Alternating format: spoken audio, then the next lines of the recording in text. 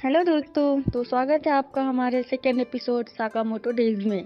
तो Shin Sakamoto की पिछली फाइटिंग को याद करते हुए बहुत खुश होता है और साकामोटो की तारीफ करते हुए कहता है, मैंने पहले इतने करीब से कभी ऐसा कोई मुकाबला देखा ही नहीं था।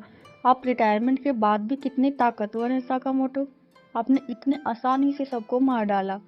अचानक साकामोटो की वाइफ शिन की सारी बातों को सुन लेती है और सुनते ही साकामोटो पर भड़कने लगती है और कहती है, तुम फिर से हिटमैन की तरह कोशिश कर रहे हो बनने की।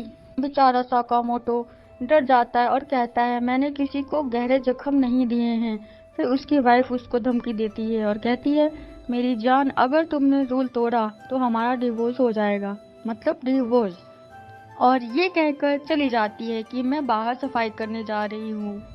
साकामोटो और शिन दोनों एक साथ निकलते हैं चाइना टाउन में जाने के लिए। तो शिन कहता है, सामान लेने के लिए इतनी दूर आने की क्या जरूरत थी साकामोटो। और फिर अचानक साकामोटो को मिड बस लेते हुए देखता है। तो शिन कहता है, अच्छा तो आप बीन्स के लिए आए थे। साकामोटो, आप कितना ख्याल रखते हैं अपनी फैमिली का।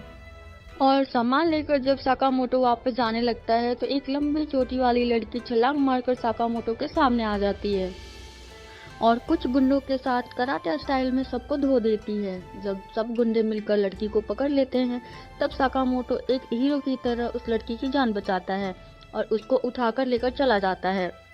जब वापस गुंडे अपने बॉस के पास जाते हैं तो उसके बॉस उसको बहुत सुनाता है और फिर दो जुड़वा गैंगस्टर आते हैं और एक गुंडे का सर काटकर उसको बॉल की तरह उठा लेते हैं और कहते हैं, अब इस लड़की को हम पकड़ेंगे।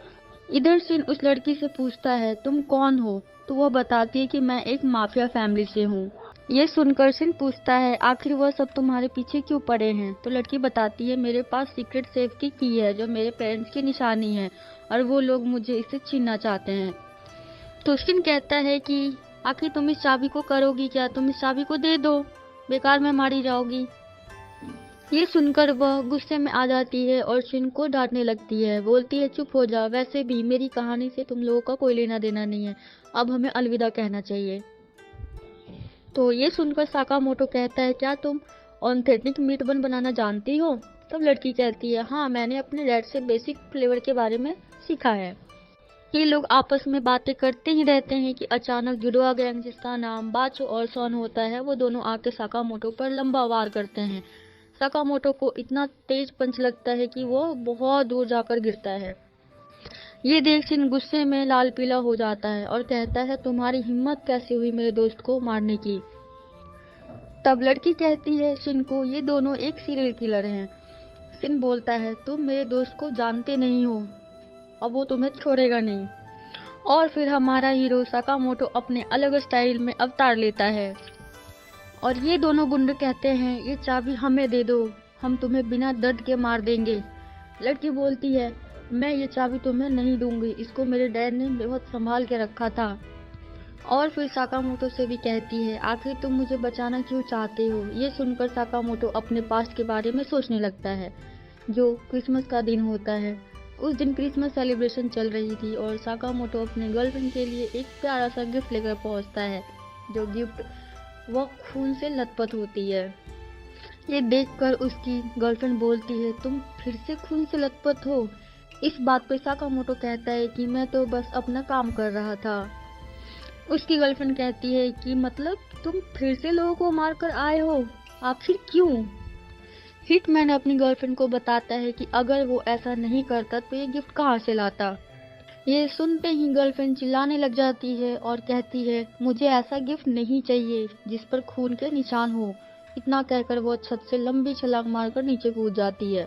ये देखकर हमारा हिटमैन साकामोटो भी लंबी छलांग मारकर छत से कूद जाता है अपनी गर्लफ्रेंड को बचाने के लिए और दोनों ही बच जाते हैं। फिर उसकी गर्लफ्रेंड बहुत इमोशनल हो जाती है और कहती है, जिससे हम प्यार करते हैं उसकी जान की परवाह हमें होती है, और बड़े ही प्यार से साकामोटो को समझाने लगती है।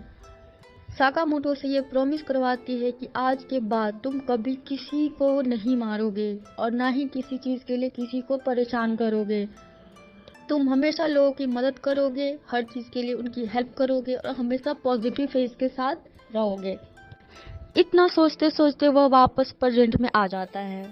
और फिर से फाइटिंग शुरू हो जाती है। साकामोटो सबको धो डालता है, दोनों गुंडों को चकमा देता है और बहुत फनी तरीके से कहता है मेरी गर्दन अकड़ गई है। शिन उस पे पट्टी लगाता है। आखिरकार जब दोनों थक जाते हैं तो कहते हैं इनको छोड़ो, लड़की को पकड़ो।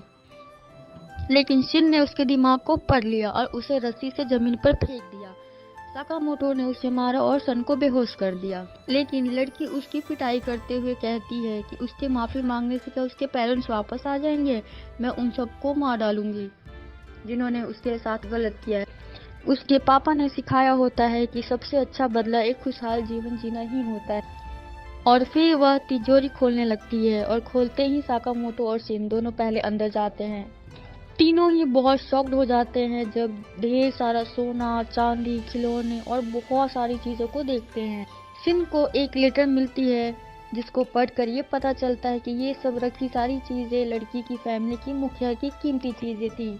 अपने पापा की जो सबसे कीमती चीज थी उसके बारे में जानने के लिए वो बहुत एक्साइटेड थी और वह उसे चीज मिल गई। क्या आप लोगों को पता है कि वो कौन सी चीज थी? चलिए मैं बताती हूँ।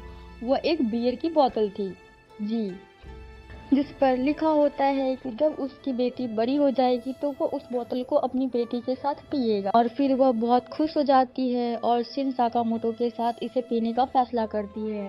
साकामोटो पीते समय उसको याद आता है कि मेरे पास तो मीट बंस है जो उसने चाइना टाउन से खरीदा था और उस मीट बंस को खाने के लिए निकालता है। और अचानक साकामोटो कहीं बाहर से आता है। उसे देखकर शिन जोर जोर से उससे बातें करने लगता है। साकामोटो थोड़ा डांट कर बोलता है धीरे बोलो, मुझे सिर दर्द हो रहा है और हैंगओवर भी हो रहा है। और फिर शिन उसको पीने के लिए एक सॉफ्ट ड्रिंक देता है। पर बेचारी लंबी चोटी वाली लड़की के पास कोई काम नहीं होने के कारण वह साकामोटो के सुपरमार्ट को ज्वाइन कर लेती है और वहाँ पे काम करने का डिसीजन लेती है। लेकिन शिन थोड़ा मजाक उड़ाता है उसका और कहता है सारा खजाना है तुम्हारे पास, तुम्हें काम करने की क्या जरूरत है। फिर लड़की बहुत इमोशनल होकर बोलती है कि मैं अपने परिवार के खजाने को कभी बेचूंगी नहीं। साकामोटो शिन को एक नोट देता है जिसमें फैमिली रूल रेगुलेशन के बारे में लिखा होता है और वो ये रूल होता है कि तुम कभी किसी को मारोगे नहीं, अगर तुमने ऐसा किया तो मैं तुम्हें मार डालूंगा। शिन चीख कर बोलता है फिर तो ये रूल के खिलाफ हुआ ना। और फिर कुछ दिन बाद साकामोटो के नाम से पोस्टर छप जाता है जिसमें सारे गैंग साकामोटो को मारने के लिए 1 बिलियन का प्राइज रखते हैं। तो फ्रेंड्स आज का एपिसोड यहीं पे ख़त्म होता है। मिलते हैं अगले एपिसोड में।